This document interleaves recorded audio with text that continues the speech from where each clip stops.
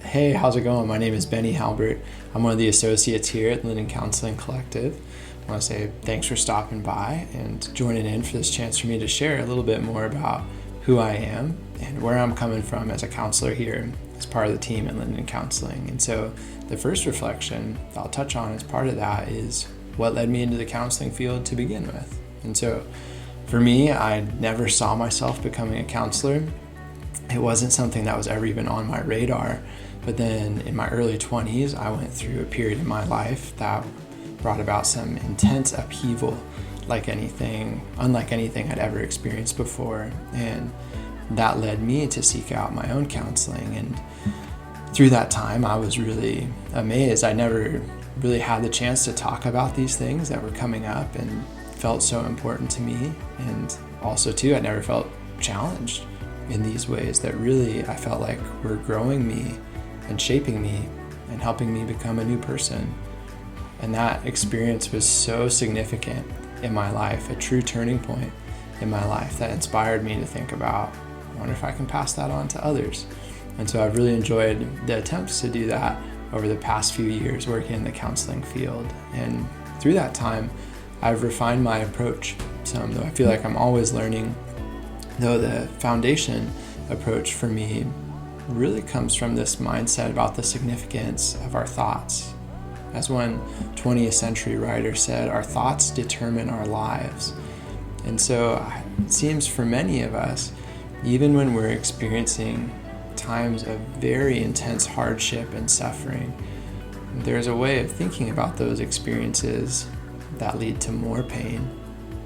Or there's a way of kind of finding a different angle of thinking about those experiences that can lead us on a pathway of strength and even healing and empowerment, even in the midst of that pain. And so for me, that's a real foundation point and something I've enjoyed seeing others really grab onto and to see their lives transformed through beginning to really look at their experience with their thoughts and work through different ways to interact with their own mind and what that can look like. For people of faith, there's a real overlap there.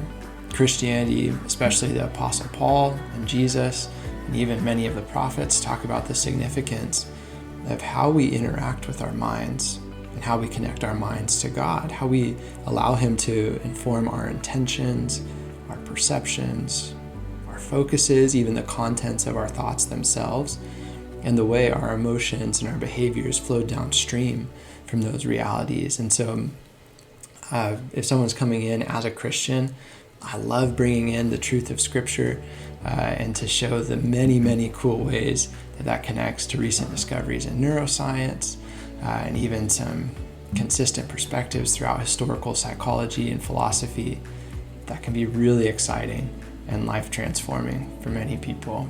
And for those of you out there who might be afraid to start therapy or they wonder if it will actually help, just want to say that makes sense. Like that's an okay place to be.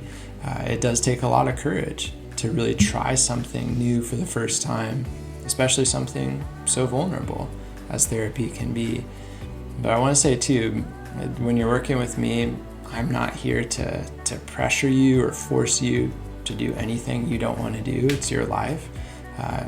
You won't have to talk about things that you don't want to talk about.